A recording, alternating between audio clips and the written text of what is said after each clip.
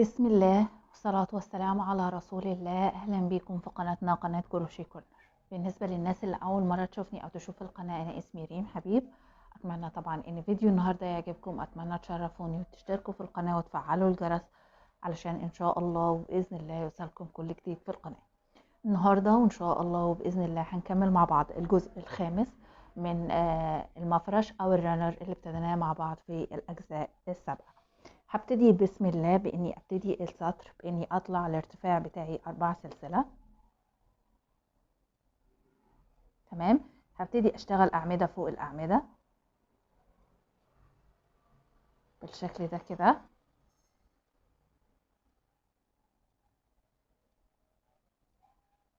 في أول سلسلة هتقابلني هشتغل 2 عمود،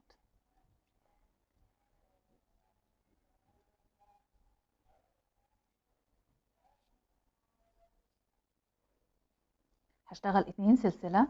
تمام. وأتجاهل ال3 أعمدة اللي عليهم الدور، وآجي في ال2 سلسلة هنا واشتغل 2 عمود.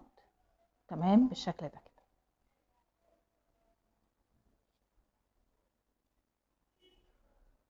هبتدي أعمل إيه؟ هبتدي أشتغل أعمدة فوق كل الأعمدة اللي عندي هنا في السطر. يبقى أنا هشتغل دلوقتي أعمدة فوق الأعمدة. تمام. وفي ال3 سلسلة هنا هشتغل معايا 2 عمود. يبقى أنا اشتغلت قبل مجموعة السلاسل 2 عمود، وبعد مجموعة السلاسل هشتغل 2 عمود. اشتغلت معايا مجموعة الأعمدة زي ما شرحت لحضراتكم. تمام. لو جيت عديتهم هلاقي معايا 22 عمود. علشان يبقى المجموع عندي صح، يبقى المجموع 22 عمود. بعد كده اشتغلت معايا 3 سلسلة التكرار بتاعي واشتغلت أول صدفة. هبتدي انتقالات السلسلة السطر ده هتبقى 11 سلسلة. يبقى أنا هشتغل 1 2 3 4 5 6 7 8 9 10 11 سلسلة. تمام. وفوق غرزة الحشو هشتغل معايا غرزة حشو، هشتغل 11 سلسلة.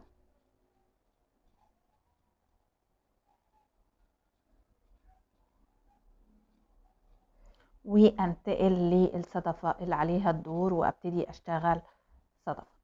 هبتدي طبعا اكرر كل الصدفات معايا بالشكل ده. هشتغل 11 سلسلة انتقال بتاعي وانتقل من صدفة لصدفة. واجي هنا اخر حاجة عندي اخر الصدفة هنا هشتغلها واشتغل 3 سلسلة.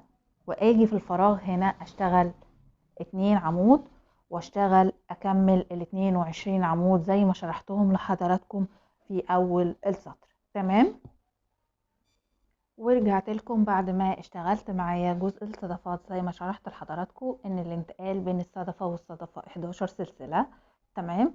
وجيت على اخر صدفة اشتغلت 3 سلسلة، وفي اول فراغ اشتغلت 2 عمود، اشتغلت اعمدة فوق الاعمدة، وفي اخر في الفراغ اللي بعده 2 عمود. وكده يبقى انا عندي 22 عمود.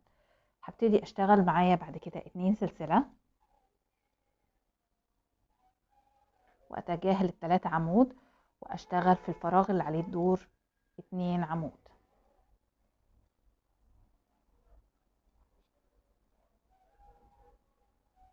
هشتغل 4 اعمدة فوق الاعمدة.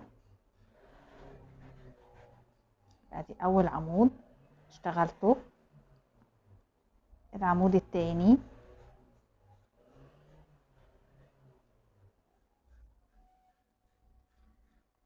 التالت،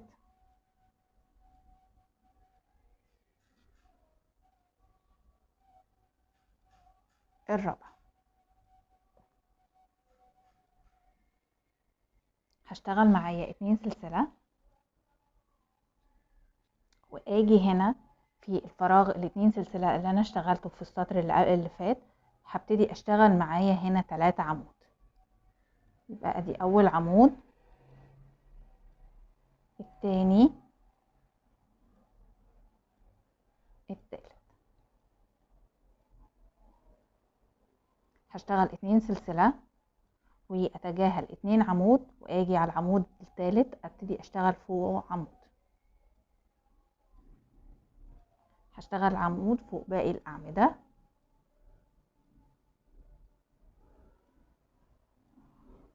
بالشكل ده كده.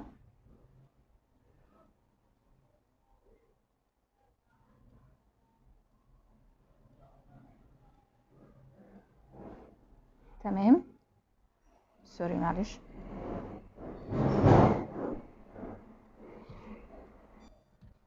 وهشتغل في الاتنين سلسلة اللي عليهم الدور عندي، هشتغل معايا 2 عمود.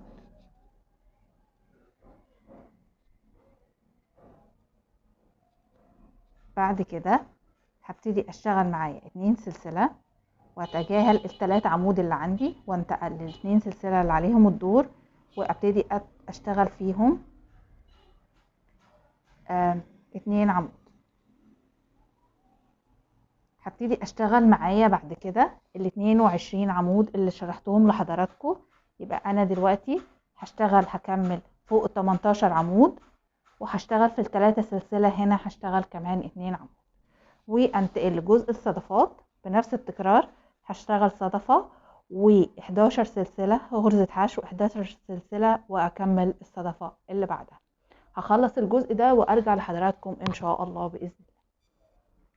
ورجعت بعد ما اشتغلت معايا تكرار جانب الصدفات زي ما شرحته لحضراتكم. اشتغل صدفة وانتقل 11 سلسلة، اشتغل غرزة حشو، اعمل 11 سلسلة وانتقل للصدفة اللي بعدها. اخر صدفة عندي اشتغلتها انتقال التكرار بتاعي ال3 سلسلة زي ما حضراتكم شايفين. بعد كده اشتغلت معايا ال22 عمود في الجهة دي. تمام، انا وصلت هنا لاخر السطر. هبتدي اعمل ايه؟ هبتدي بعد ال22 هبتدي اعمل 2 سلسلة واتجاهل ال3 عمود، انتقل الفراغ اشتغل فيه 2 عمود.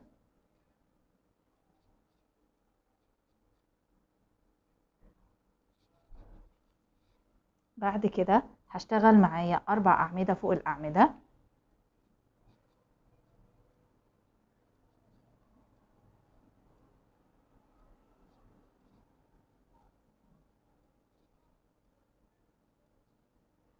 العمود الثالث، العمود الرابع. هشتغل بعد كده 2 سلسلة، واجي في ال2 سلسلة هنا اللي كانوا في منتصف هبتدي اشتغل فيهم 3 عمود.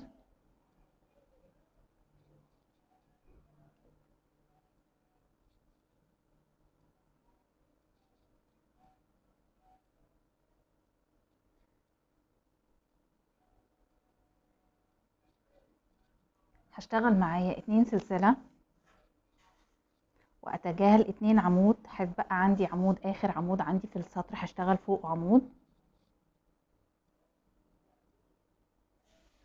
واجي هنا في العمود، اول عمود انا اشتغلته ال4 سلسلة هدخل واعمل منزلقة معايا بالشكل ده كده، وانهي معايا السطر بتاعي.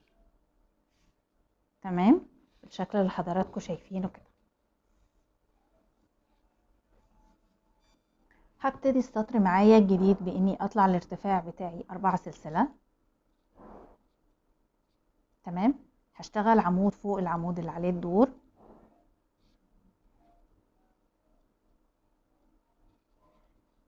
هشتغل كمان عمود. يبقى انا كده اشتغلت 3 عمود، منهم اول عمود اللي هو ال4 سلسلة بتوعي.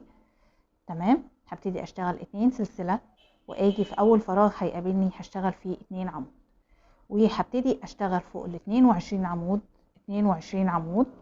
تمام، وفي ال3 سلسلة هشتغل معايا 2 عمود. يبقى انا اشتغلت دلوقتي في اول السلسلة 2 عمود، هشتغل فوق ال22 عمود 22 عمود، وهشتغل هنا 2 عمود. هيبقى المجموع معايا 26 عمود. تمام، اشتغلت معايا ال26 عمود زي ما شرحت لحضراتكم، وابتديت التكرار بتاعي بان اشتغلت 3 سلسلة واشتغلت الصدفة اول صدفة معايا. هبتدي دلوقتي انتقالاتي باني اشتغل معايا 14 غرزة 14 سلسلة.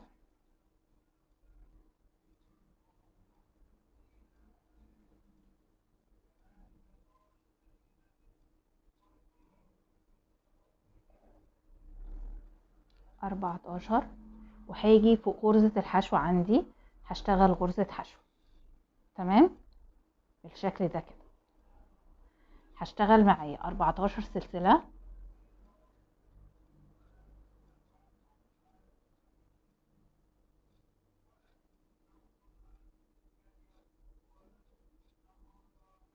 14، وانتقل على الصدفة اللي عليها الدور، هبتدي اشتغل فوقها صدفة. هيبقى التكرار عندي بالشكل ده: 14 سلسلة غرزة حشو، 14 سلسلة صدفة. هبتدي اشتغل كل الجزء الصدفات معايا بالشكل ده كده لحد ما اوصل لاخر صدفة عندي هنا. هبتدي اشتغل فوقها الصدفة بتاعتي انتقالي 3 سلسلة، وبعدين ابتدي اشتغل معايا 26 عمود. هشتغل 2 عمود هنا، اشتغل فوق الاعمدة اعمدة، وفي اخر الاعمدة في السلسلة هنا هشتغل 2 عمود، يبقى معايا 26 عمود. ورجعت بعد ما اشتغلت معايا تكرار جنب الصدفات زي ما شرحت لحضراتكم، واشتغلت بعد كده اخر صدفة، اشتغلت 3 سلسلة واشتغلت 26 عمود. هبتدي دلوقتي اشتغل معايا 2 سلسلة واتجاهل 2 عمود واشتغل فوق العمود الثالث عمود. هشتغل فوق باقي الاعمدة اعمدة،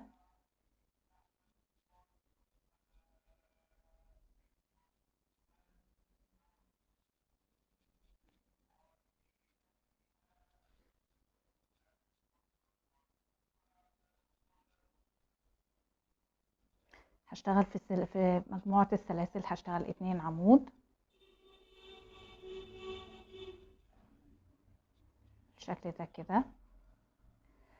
هشتغل معايا 3 سلسلة واتجاهل ال3 عمود، وابتدي اشتغل في السلسلة اللي عليها الدور. هشتغل 2 عمود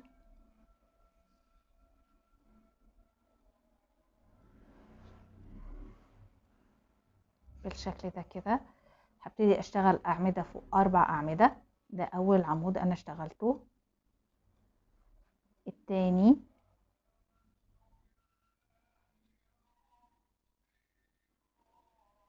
التالت،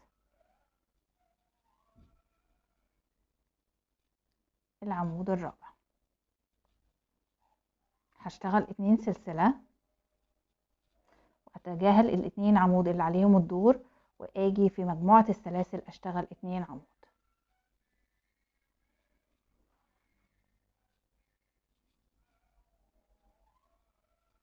بالشكل ده كده. يبقى ده الشكل عندي. تمام. هبتدي بعد كده اعمل ايه؟ هبتدي اشتغل اعمدة فوق الاعمدة، اعمل ال26 عمود بتوعي.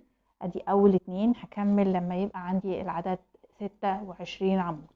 تمام. وهاجي في جنب الصدفات هنا، هبتدي اشتغل 3 سلسلة بعد ال26 عمود واشتغل اول صدفة. ابتدي اعمل انتقالاتي 14 سلسلة غرزة حشو، 14 سلسلة، وانتقل للصدفة اللي بعدها.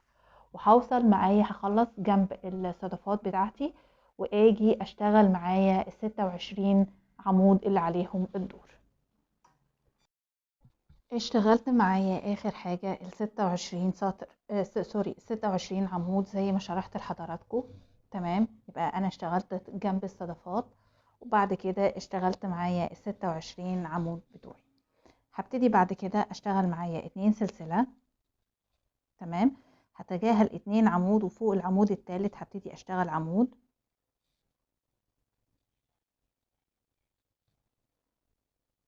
هشتغل فوق باقي الاعمدة اعمدة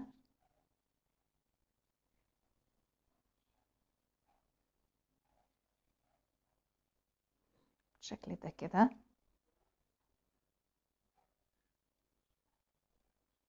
هشتغل في مجموعة السلاسل 2 عمود،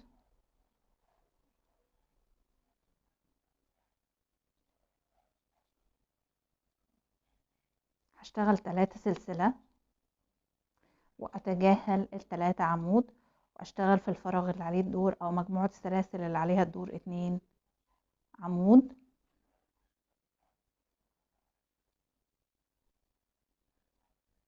هشتغل معايا عمود فوق اخر عمود في السطر بالشكل ده كده. تمام. هاجي هنا في اول عمود انا اشتغلت 4 سلسلة، ادخل واعمل منزلقة واقفل معايا السطر بتاعي، وده نتيجة شغل السطر بتاعي. تمام. هبتدي معايا السطر الجديد باني ابتدي اعمل منزلقات فوق الاعمدة. يبقى هعمل منزلقة، هعمل كمان منزلقة فوق العمود التاني، وهاجي في السلاسل هنا هعمل منزلقة عشان ابقى في نص السلاسل. تمام. هبتدي اطلع 1 2 3 4 بالشكل ده كده، واشتغل كمان عمود معايا في السلسلة. هبتدي اعمل ايه؟ هبتدي اشتغل اعمدة فوق الاعمدة واعمدة في 3 سلسلة، هيبقى معايا 30 عمود. تمام. يبقى انا زودت هنا 2 وكمان هنا 2، هيبقى معايا 30 عمود، وهشتغل تكرار الصدفة الاولى بتاعي. اشتغلت معايا 30 عمود زي ما شرحت لحضراتكم. بعد كده التكرار بتاعي اشتغلت 3 سلسلة واشتغلت الصدفة اللي عليها الدور. هبتدي دلوقتي اعمل ايه؟ هبتدي دلوقتي اشتغل معايا 18 سلسلة، 1 2 3 4 5 6 7 8 9 10 11 12 13 14 15 16 17 18. واجي هنا ابتدي اعمل ايه؟ ابتدي اعمل غرزة حشو بالشكل ده زي ما اشتغلت في الجزء اللي هنا. تمام. هبتدي اشتغل الجزء اللي هنا، هبتدي اكرر اربط كل صدفة بصدفة ب 18 سلسلة معايا، وارجع لحضراتكم ان شاء الله. اشتغلت معايا زي ما شرحت لحضراتكم من كل صدفة لصدفة اشتغلت 18 سلسلة، واشتغلت فوق الصدفة غرزة حشو. اخر صدفة عندي اشتغلت 18 سلسلة. تمام. هاجي اشتغل اخر صدفة عندي، هلف الخيط مرتين على الابرة وابتدي اشتغل معايا صدفة فوق الصدفة. تمام بالشكل ده.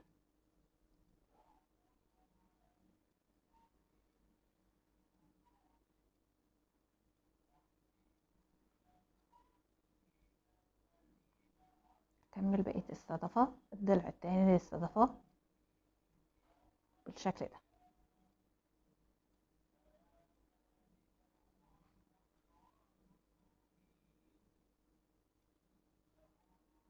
هشتغل بعد كده 3 سلسلة، وابتدي اكرر معايا الجزء ده باني اشتغل معايا ال30 عمود اللي اشتغلتهم قبل كده.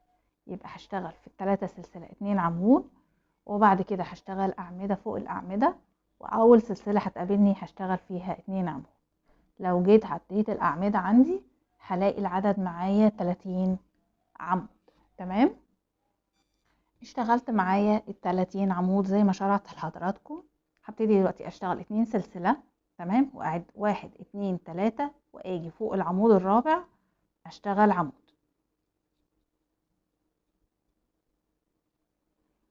هاجي فوق العمود اللي عليه الدور اشتغل عمود، العمود اللي بعده اشتغل عمود، اجي في الفراغ هنا هشتغل 3 عمود،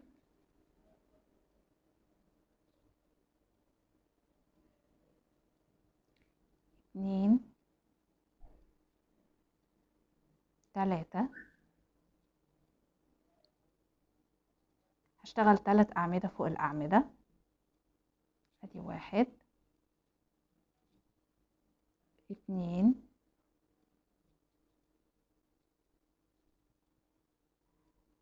3، هشتغل 2 سلسلة واتجاهل ال3 عمود اللي عليهم الدور، وابتدي اشتغل معايا 30 عمود. ده اول عمود فيهم. يبقى هشتغل دلوقتي معايا 30 عمود في الجزء ده كده، هشتغل معايا 30 عمود.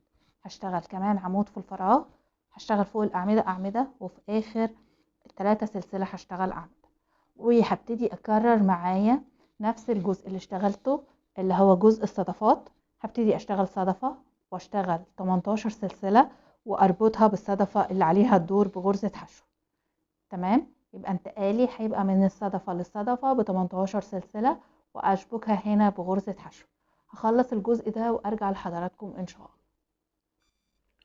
ورجعت بعد ما اشتغلت معايا جزء او جزء اللي هو فيه الصدفة بنفس التكرار بتاعي، بان اشتغلت معايا من كل صدفة لصدفة اشتغلت معايا 18 سلسلة واشتغلت الصدفة اللي عليها الدور. تمام، بعد كده اشتغلت معايا 30 عمود. هبتدي دلوقتي اشتغل معايا 2 سلسلة وهعد 1 2 3 واجي فوق العمود الرابع هبتدي اشتغل عمود. هشتغل كمان عمود فوق العمود، هشتغل عمود فوق العمود.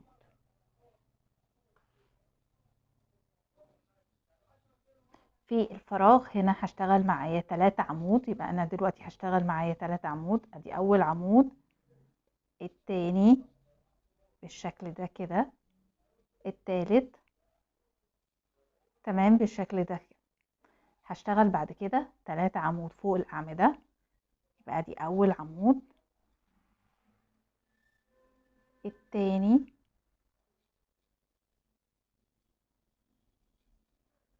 التالت. هشتغل معايا 2 سلسلة واتجاهل الاعمدة ال3 اعمدة اللي تحت وابتدي اجي هنا في اول عمود انا اشتغلته واعمل منزلق بالشكل اللي حضراتكم شايفينه كده. تمام، هبتدي اطلع معايا السطر الجديد، هبتدي اشتغل 4 سلسلة وابتدي اشتغل معايا اعمدة فوق الاعمدة لحد ما اوصل لاخر الاعمدة واجي في ال3 سلسلة هنا واشتغل 2 عمود. يبقى انا دلوقتي هشتغل معايا 30 عمود وهشتغل كمان 2 يبقوا معايا 32 عمود. بعد ما اشتغلت معايا الأعمدة زي ما شرحتها لحضراتكم، اشتغلت التكرار بتاعي أول صدفة. تمام، اشتغلتها. هبتدي اجي هنا على أول مجموعة سلاسل هنا وهبتدي أعمل معايا 19 عمود على أول مجموعة سلاسل عندي. يبقى أول مجموعة سلاسل هبتدي أشتغل عليها 19 عمود. تمام، بالشكل اللي حضراتكم شايفينه كده. هشتغل 19 عمود وهرجع لحضراتكم ان شاء الله. اشتغلت معايا 19 عمود زي ما شرحت لحضراتكم. تمام، يبقى هبتدي اشتغل معايا على كل مجموعة سلاسل معايا 19 عمود. هنتقل من المجموعة دي للمجموعة دي على طول من غير اي فواصل. يبقى هبتدي اشتغل معايا في المجموعة دي على طول، ابتدي اشتغل معايا 19 عمود وهبتدي اشتغل لحد ما اوصل لمجموعة الصدفة بتاعتي. تمام، ورجعت بعد ما اشتغلت فوق كل مجموعة سلاسل 19 عمود وجيت لاخر صدفة. تمام، اشتغلت اخر صدفة واشتغلت معايا التكرار بتاعي 3 سلسلة. هبتدي اشتغل 2 عمود في السلسلة. تمام، وهشتغل اعمدة فوق الاعمدة. هاجي هنا اشتغل اعمدة فوق الاعمدة وهشتغل 2 عمود في اول فراغ هيقابلني. لما هاجي اعدهم هيبقى معايا 34 عمود. يبقى انا اشتغلت في اول في السلاسل 3 سلسلة، هنا 2 عمود، هشتغل اعمدة فوق الاعمدة وهشتغل هنا 2 عمود، هيبقى معايا 34 عمود. تمام، اشتغلت معايا صف الاعمدة او سطر الاعمدة بتاعي. تمام، بالشكل اللي حضراتكم شايفينه ده. هبتدي دلوقتي اشتغل معايا 2 سلسلة. تمام، واعد 1 2 3 وفوق العمود الرابع هشتغل عمود، التاني،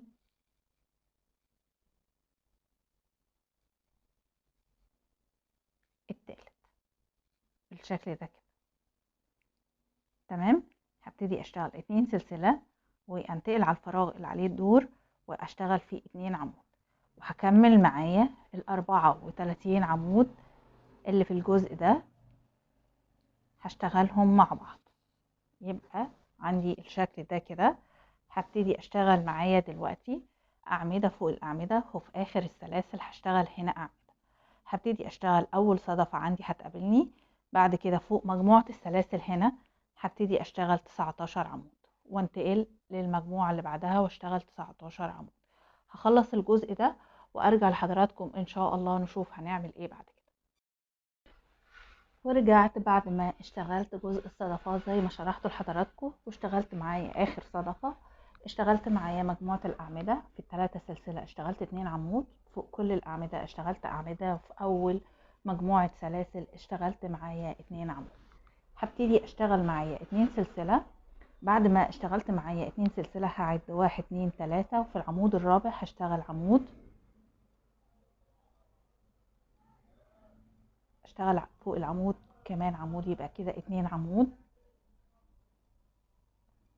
العمود الثالث تمام، هشتغل 2 سلسلة واتجاهل ال3 عمود اللي عليهم الدور، واجي في السلسلة دي واشتغل معايا 2 عمود بالشكل اللي حضراتكم شايفينه كده. يبقى دي 1 2 تمام. هبتدي اقفل معايا السطر مع اول عمود انا اشتغلته، هدخل في السلسلة الرابعة وابتدي اشتغل منزلقة. هبتدي اطلع 1 2 3 4 تمام، وهشتغل معايا اعمدة فوق كل الاعمدة. هشتغل فوق كل الاعمدة اعمدة، وهاجي في الثلاثة سلسلة هشتغل 2 عمود واشتغل معايا الصدفة. يبقى التكرار بتاعي الجزء ده هكرره، التكرار بتاعي اعمدة فوق الاعمدة في الثلاثة سلسلة 2 عمود، هشتغل 3 سلسلة واشتغل الصدفة تمام. اشتغلت معايا جزء الاعمدة زي ما شرحت لحضراتكم، واشتغلت بعد كده الصدفة الاولى بتاعتي تمام. هبتدي اعمل ايه؟ هبتدي اشتغل معايا دلوقتي 4 سلسلة. ثانية واحدة.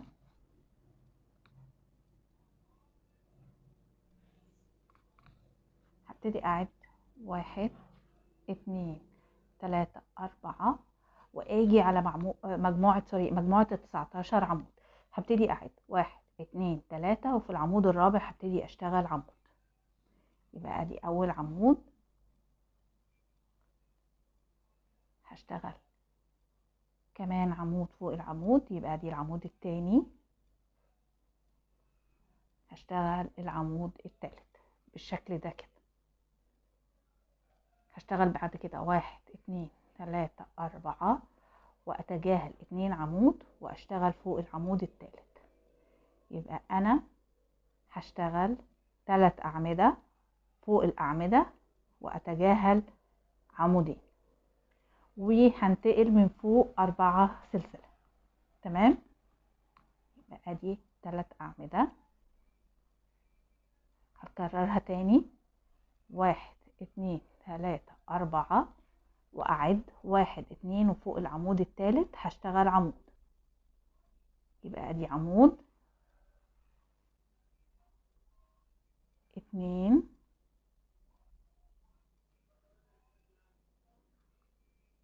3، هشتغل 4 سلسلة. احنا كده وصلنا اخر 3 اعمدة في ال19. يبقى انا كده اول مجموعة 19 عندي اتبقى منها 3 اعمدة تمام. هنتقل للمجموعة التانية، مجموعة 19 التانية. هنا 1 2 3 في الاولى، هعد 1 2 3 في التانية، وفوق الرابع سوري 1 2 3 1 2 3، هعد في المجموعة التانية 1 2 3، وفوق الرابع هبتدي اشتغل. يبقى دي 1 2 3، هشتغل 1 2 3 4، واتجاهل عمودين، وفوق العمود الثالث هشتغل عمود. 1 2 3،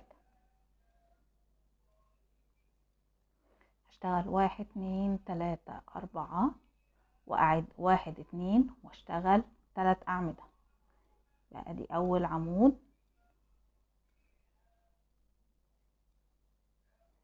التاني، التالت.